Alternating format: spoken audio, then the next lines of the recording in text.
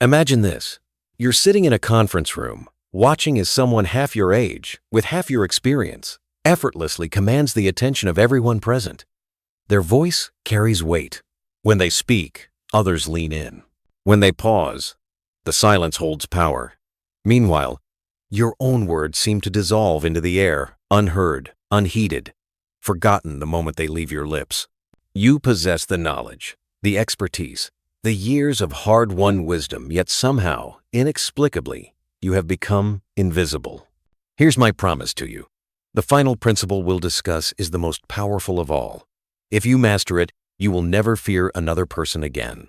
Before we begin, if you're serious about mastering influence, self-mastery, and the art of commanding respect, make sure you subscribe, leave a like, and share your thoughts in the comments.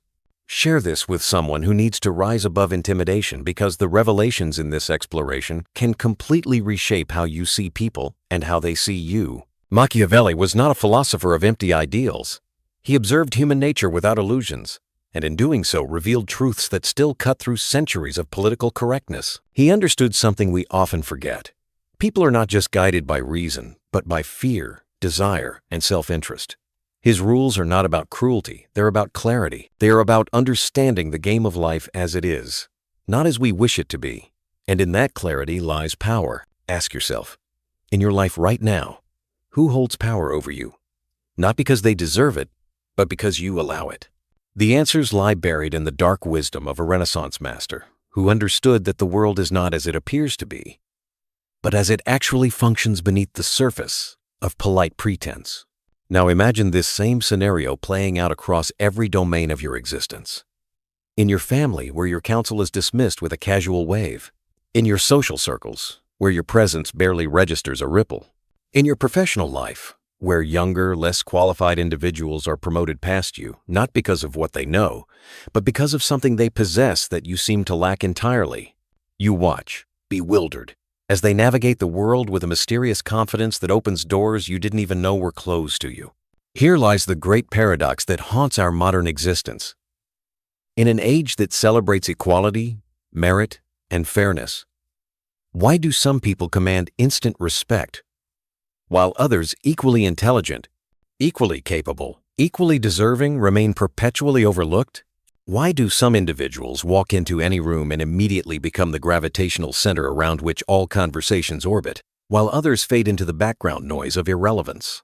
The disturbing truth is this: respect has nothing to do with what you deserve and everything to do with what you project. It is not a reward for virtue, competence, or good intentions. It is not distributed fairly by some cosmic justice system that weighs your contributions and assigns you your rightful place in the social hierarchy. Respect is a currency that flows toward power, and power is not inherited, it is taken. Consider the uncomfortable reality that surrounds you daily. The colleague who consistently gets credit for ideas that originated in your mind. The family member who dismisses your concerns with a patronizing smile, yet hangs on every word of someone they deem more authoritative. The acquaintance who interrupts you mid-sentence without apology, as if your thoughts were merely background noise to their more important contributions. Each of these moments represents a transaction in which respect was transferred from your account to theirs, and you didn't even realize you were participating in the exchange. But here's what makes this phenomenon truly unsettling. Those who command respect aren't necessarily more intelligent, more moral, or more deserving than you. Often, they are simply operating by a different set of rules. Rules that were never explicitly taught to you, rules that exist in the shadows of human interaction, rules that the respected understand intuitively, while the disrespected remain blissfully, destructively unaware of their existence. 500 years ago, a man named Niccolo Machiavelli peeled back the pleasant veneer of human interaction and exposed the brutal machinery that actually governs how respect, influence, and power flow between people. His observations were so sharp, so uncomfortably accurate, that his very name became synonymous with cunning strategy and ruthless effectiveness. Yet most people who invoke his name have never truly understood his deepest insights about human nature and the invisible laws that determine who rises and who remains forgotten. What if I told you that every interaction you have, every conversation, every meeting, every casual encounter is actually a complex negotiation for status and respect? And that most people are losing these negotiations without even realizing they're taking place? What if the very qualities you've been taught to value kindness, humility, fairness, transparency, are being weaponized against you by those who understand the game you don't even know you're playing? The question that should terrify and liberate you in equal measure is this: how many opportunities, relationships, and possibilities have slipped through your fingers not because you weren't capable enough, but because you didn't understand the hidden rules of respect? And more importantly, what would your life look like if you finally learned to play by those rules? The theater of human interaction operates by invisible scripts that most people never learn to read. Every day, you participate in elaborate performances where respect is earned, lost, and transferred through mechanisms so subtle they remain largely unconscious. Yet those who understand these mechanisms, those who can decode the hidden language of power, move through the world with an almost supernatural ability to command attention, influence decisions, and shape outcomes. As Machiavelli understood, every interaction you have, whether you realize it or not, is a negotiation of status. In the way you stand, the way you speak, the way you respond to provocation, you are constantly sending signals about whether you are to be respected, ignored, or dominated. Those who master these signals master the room. We live in an age that celebrates friendliness, openness, and vulnerability. And while these qualities have their place, they can be disastrous if used without discretion. Friedrich Nietzsche understood this when he wrote about the will to power, not as crude domination, but as the fundamental drive that underlies all human interaction. He observed that every conversation is a contest, every relationship a negotiation of hierarchy, every social encounter a battle for psychological territory. Most people lose these battles not because they lack strength, but because they don't even realize they're fighting. Consider the colleague who consistently interrupts you in meetings. This isn't merely poor etiquette, it's a calculated assertion of dominance. When you allow the interruption to pass without consequence, you've unconsciously signaled that your voice carries less weight than theirs. The interruption itself becomes evidence of your lower status, creating a feedback loop that reinforces their position while eroding yours. Machiavelli warned that those who appear weak invite aggression, and those who are too trusting invite betrayal. This doesn't mean you should live in paranoia, but it does mean you should see people as they truly are. How many times have you given others the benefit of the doubt only to be disappointed? It's not about becoming cynical, it's about becoming strategically aware. Machiavelli taught that a leader must sometimes wear a mask. You may think honesty in all situations is a virtue, but in reality, excessive transparency can be your undoing. The one who knows more than they reveal will always have the upper hand over the one who reveals more than they know. Carl Jung's concept of the shadow reveals another layer of this hidden dynamic. The qualities we're taught to suppress assertiveness, strategic thinking, calculated self-interest don't disappear. They're simply projected onto others. We admire these traits when we see them in successful people, yet feel guilty for cultivating them ourselves. This internal conflict creates a psychological double bind. We want the respect that comes with power, but we reject the very behaviors that generate it. Think about your own relationships for a moment. Who knows more about you than they should? Who has seen your doubts, your fears, your weaknesses, and what would happen if those very things were ever used against you? Machiavelli would say, "Seal those leaks. Not everyone deserves access to your inner world." The psychological roots run even deeper. Modern neuroscience has revealed that our brains are constantly engaged in rapid, unconscious assessments of social hierarchy. Within milliseconds of meeting someone, neural networks are processing voice tonality, body language, eye contact patterns, and dozens of other microsignals to determine relative status. These assessments then influence everything from how carefully we listen to their words to how much credibility we assign to their opinions. But commanding respect is not about being aggressive or domineering, it's about controlled strength. The predator who is always growling is easily avoided.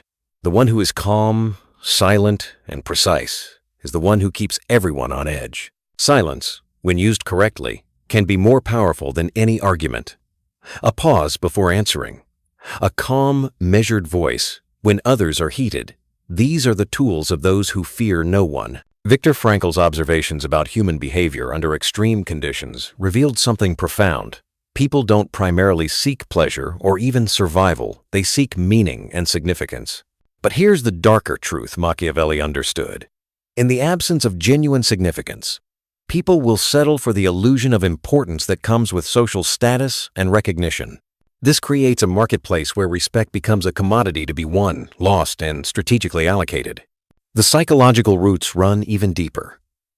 Modern neuroscience has revealed that our brains are constantly engaged in rapid, unconscious assessments of social hierarchy. Within milliseconds of meeting someone, neural networks are processing voice tonality, body language, eye contact patterns, and dozens of other micro-signals to determine relative status. These assessments then influence everything from how carefully we listen to their words to how much credibility we assign to their opinions. Jean-Paul Sartre's insight about bad faith applies here perfectly. Most people live in denial about these power dynamics, pretending they don't exist while simultaneously being shaped by them. They tell themselves that respect should be based on character and competence, while unconsciously responding to displays of confidence and authority. This self-deception makes them vulnerable to those who acknowledge reality and act accordingly. The education system, religious institutions, and cultural messaging all reinforce this blindness by promoting ideals that sound noble but ignore the actual mechanisms of influence. You're taught to be humble, collaborative, and selfless virtues that, while admirable in theory, can become liabilities when everyone else is competing for limited resources, attention, and opportunities. Aldous Huxley warned about this in his exploration of social conditioning. The very systems that claim to promote equality often create new forms of hierarchy based on who best understands and manipulates the hidden rules. The person who publicly champions collaboration while privately building strategic alliances gains more influence than the one who genuinely believes in pure meritocracy. This creates what we might call the respect paradox.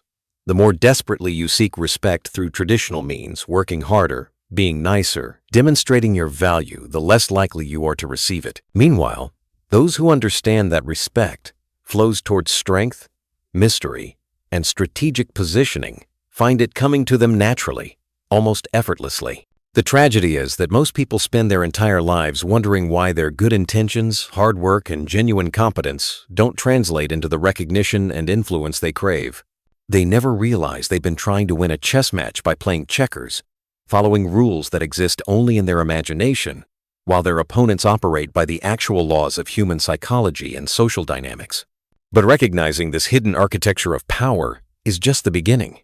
The real question becomes, what happens when you finally see the game for what it is? And what are you willing to do with that knowledge? The most devastating consequence of not understanding these hidden power dynamics is not what happens to you, it's what never happens at all.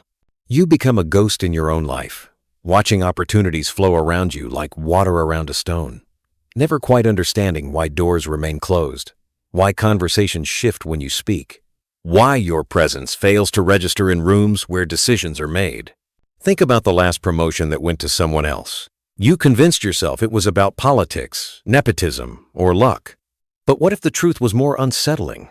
What if they simply understood something about human nature that you refuse to acknowledge? What if, while you were focused on doing good work and being a decent person, they were mastering what psychologists call impression management, the deliberate cultivation of how others perceive them?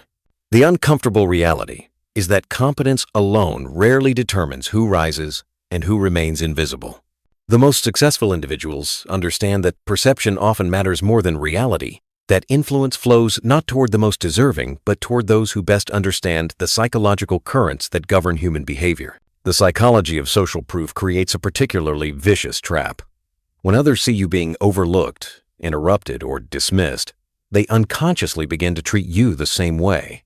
Your diminished status becomes a contagion that spreads through your professional and personal networks. Meanwhile, those who command respect benefit from the opposite effect. Their authority becomes self-reinforcing as people compete to align themselves with perceived winners. Studies in organizational psychology demonstrate that people form lasting impressions of competence and leadership potential within the first 7 seconds of interaction.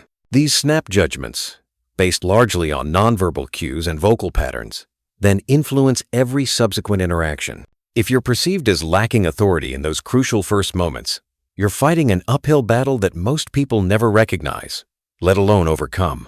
The neuroscientist Robert Sapolsky's research on primate hierarchies reveals something chilling about human nature. Status anxiety activates the same stress responses as physical threats. When you're perceived as low status, your body literally interprets social situations as dangerous, flooding your system with cortisol and adrenaline. This biological response then manifests as the exact behaviors that further erode your position: hesitation, defensive posturing, and reactive rather than strategic thinking. Consider the phenomenon psychologists call stereotype threat, when awareness of being in a lower status position actually impairs your performance. Women in male-dominated fields, minorities in predominantly white organizations, and younger workers in senior environments all demonstrate measurably decreased cognitive function when their outsider status is made salient. The cruel irony is that the very awareness of being underestimated creates the conditions that make underestimation a self-fulfilling prophecy. The neuroscience of social hierarchy reveals something chilling. Your brain processes status signals faster than conscious thought. Before you've even formulated an opinion about someone, neural networks have already categorized them as dominant or submissive based on microexpressions, vocal tonality, and postural cues. This means that respect or disrespect is often determined in the first seconds of interaction, before competence or character can even be evaluated. But here's the truly insidious part. Once these unconscious assessments are made, they create self-reinforcing cycles. If others perceive you as lacking authority, they begin treating you accordingly, interrupting more frequently, dismissing your ideas more quickly, excluding you from important conversations. Your responses to this treatment then either confirm their assessment or force them to recalibrate. Most people, unprepared for this dynamic, respond in ways that further erode their position. Machiavelli recognized the importance of calculated unpredictability. A leader who is completely predictable is easy to control, but a leader who occasionally defies expectations keeps others attentive, even cautious. This doesn't mean being erratic. It means that people should never be entirely sure how far you are willing to go to protect your interests. That uncertainty makes them think twice before crossing you. Think about the last time someone underestimated you. What was your reaction? Did you respond in a way that reinforced your strength, or did you let it slide? Machiavelli would urge you to use such moments strategically. Sometimes a sharp but measured response is enough to remind people where they stand. Other times, silence and inaction can create more discomfort than any immediate reaction. The key is to control the tempo of your responses. Never let others dictate the rhythm of your authority. The workplace becomes a laboratory for these dynamics. Notice how certain individuals seem to effortlessly command attention in meetings, how their suggestions are taken seriously while yours are overlooked, how they're consulted on decisions while you're merely informed of outcomes. This isn't accident or coincidence. It's the result of strategic positioning, controlled visibility, and the cultivation of indispensability. The cultural anthropologist Margaret Mead observed that societies unconsciously train people to accept hierarchical positions through subtle but persistent conditioning. From childhood, we learn to defer to authority figures, to wait our turn, to be modest about our accomplishments. These socialization patterns create what she called cultural scripts, unconscious behavioral templates that determine how we interact with power. The tragedy is that most people spend their entire lives following scripts written by others, never realizing they have the power to rewrite the narrative. They accept marginalization as natural, treat disrespect as normal, and convince themselves that their lack of influence is evidence of their own inadequacy rather than their strategic naivety. Perhaps most devastating of all is the opportunity cost, the compound effect of years spent in the shadows, while others who understand these dynamics build networks, accumulate influence, and create the kind of legacy that outlasts their physical presence. Every day you remain invisible is a day when connections aren't made, when opportunities pass to others, when your potential impact on the world diminishes. The question you must confront is stark and uncompromising. How much longer are you willing to live as a passenger in your own life, watching others shape the world around you while you remain a passive observer of your own diminishing relevance? The answer to that question will determine whether you continue accepting the consequences of ignorance or finally begin to understand the rules that actually govern human interaction. But what if everything you've been taught about earning respect is backwards? What if the very strategies that feel most natural, being helpful, accommodating, and transparent, are actually the chains that keep you invisible? The rebellion begins the moment you realize that respect is not a gift to be earned through good behavior. but a territory to be claimed through strategic action. Here's the first heretical truth. Stop trying to be liked. The desperate pursuit of approval is the surest path to invisibility. When you need others to validate your worth, you hand them the power to diminish it. But when you withdraw that need, when you become genuinely indifferent to whether others approve of you, something magical happens. People start paying attention. Think about the most respected person you know. Do they constantly seek validation? Do they apologize for their opinions? Do they bend over backwards to make others comfortable? Of course not. They occupy their space with quiet certainty, speak their truth without explanation, and let others adjust to their presence rather than constantly adjusting themselves to fit in. This is what Machiavelli understood about human psychology. People are drawn to what they cannot easily obtain or control. The person who is always available becomes invisible. The one who is strategically scarce becomes valuable. It's not about playing games. It's about recognizing that humans inherently value what requires effort to access. Start with your voice. Stop qualifying your statements with, "I think maybe," or "I could be wrong, but." These verbal apologies broadcast insecurity and invite dismissal. When you speak, speak with conviction. If you're uncertain, research until you can be certain, or don't speak at all. Silence is infinitely more powerful than hesitant words. Watch how you enter rooms. Do you slip in quietly, hoping not to disturb anyone? Do you apologize for your presence? The person who commands respect walks in as if they belong there, not with arrogance, but with the quiet confidence of someone who has every right to occupy that space. Your physical presence should announce your psychological presence. Master the power of strategic disagreement. When everyone nods along to avoid conflict, be the one who asks the uncomfortable question or presents the alternative perspective. Not to be contrarian, but to demonstrate that you think independently. People remember the voice that challenged conventional thinking, not the chorus that echoed it. Here's another psychological lever most people never pull. Become comfortable with other people's discomfort. When someone challenges you, don't rush to explain or apologize.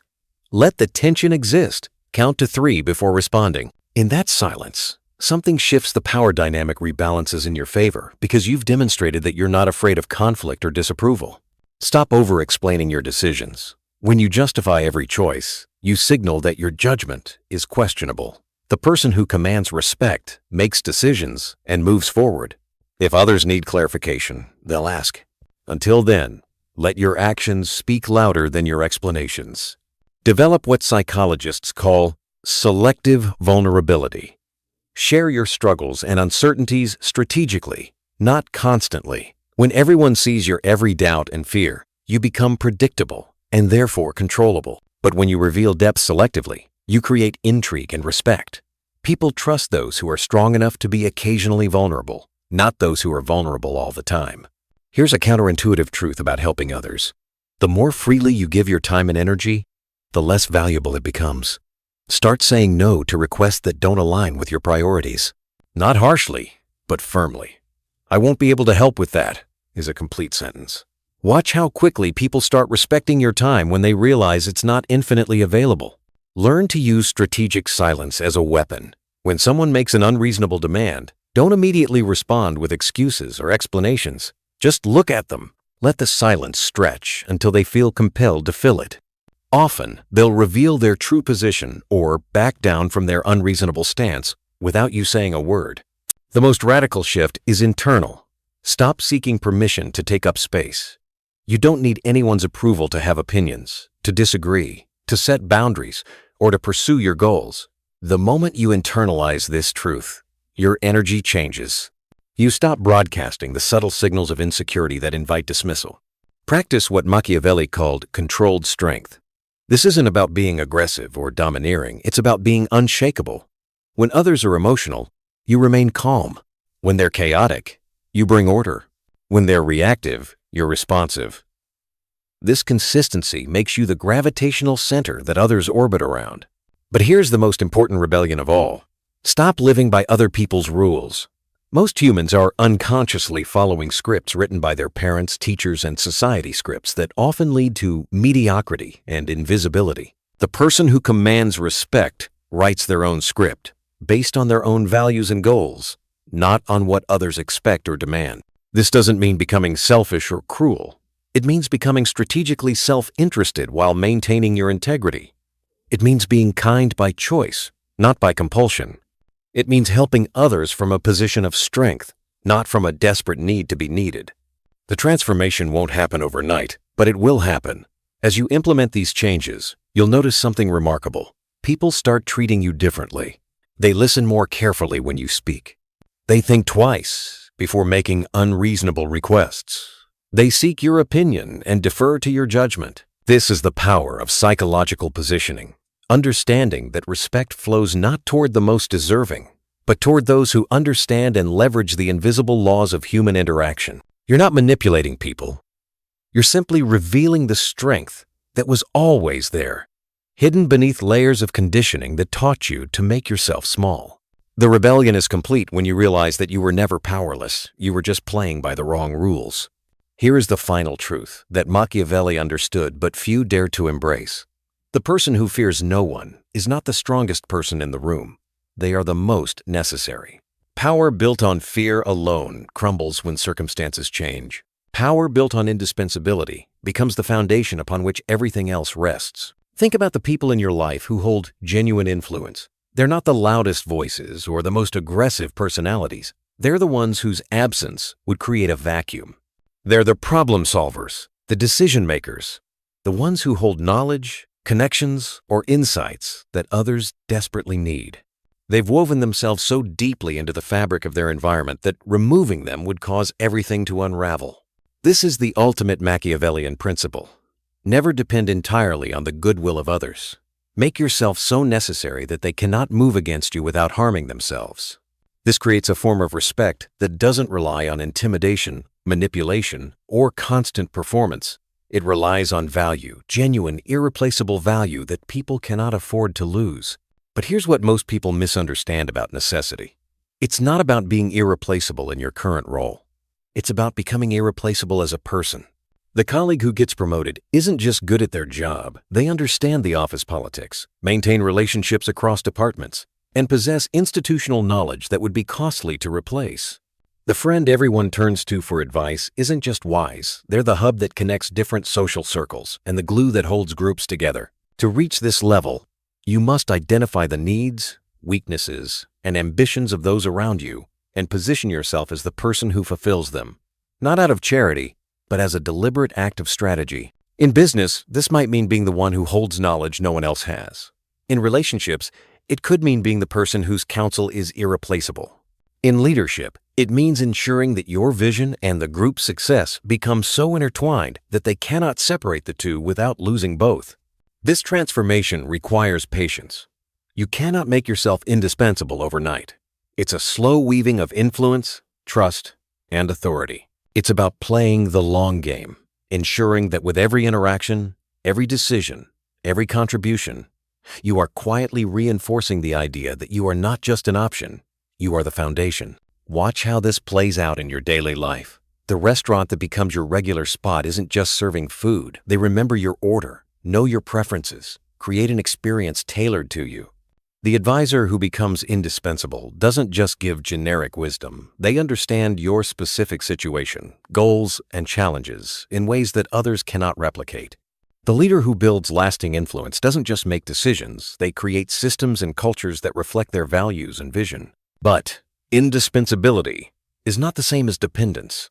If others are dependent on you, they may also resent you. True indispensability creates mutual benefit. They gain from your presence as much as you gain from their alliance. This balance keeps the respect intact while minimizing the risk of rebellion or replacement. The psychological shift this creates is profound. When others know that you are not only strong but essential, they approach you differently. Opposition becomes less frequent because it's impractical. Conflicts resolve more quickly because they see the cost of losing you. Opportunities flow towards you because people instinctively protect what they know they need. Yet there's a deeper dimension without which all of this collapses: self-mastery. Machiavelli wrote extensively about controlling appearances and managing others. But all of this crumbles if you cannot govern your own fears, impulses, and doubts. Self-mastery is the root from which all other forms of respect grow. The person who fears no one is, above all, The person who fears themselves the least, who has confronted their own weaknesses and turned them into strengths, who has faced their own insecurities and used them as fuel. Ask yourself, what would change in your life if you decided right now that no opinion, no judgment, no threat from another person could shake your foundation? How much more decisive would you be? How much more boldly would you speak, move, and act? The great paradox is that when you no longer seek permission to stand tall, the world begins to grant it to you automatically. This is the ultimate realization that separates those who command respect from those who merely hope for it. Respect is not something external that you acquire. It's something internal that you embody. It's not about what others think of you. It's about what you know to be true about yourself. When you carry that unshakable certainty within you, it radiates outward and influences every interaction you have. The person who truly fears no one understands that respect, like gravity, is a natural force. It flows toward strength, toward value, toward necessity. But unlike gravity, respect can be cultivated, directed, and amplified by those who understand its true nature. So make yourself indispensable, but not through desperation or people-pleasing. Make yourself indispensable through competence, insight, and strategic positioning. Build your influence not on what you can take from others, but on what you bring to them that no one else can provide. Guard your energy like the precious resource it is. Share your wisdom selectively. Offer your help strategically. Make your presence a gift that people value because they cannot take it for granted. And remember, the goal is not to dominate others or to make them fear you. The goal is to become so rooted in your own worth, so clear about your value, so necessary to the success of those around you, that respect becomes the natural order of things. In a world where loyalty can fade and admiration can be fickle, necessity is the one force that endures. Fear no one not because you seek to dominate them, but because you have built yourself into someone they cannot afford to oppose. That is the Machiavellian path to lasting respect. And once you walk it, you will never see the world, or your place in it, the same way again. The throne of respect is not taken by conquest, it's built by becoming irreplaceable.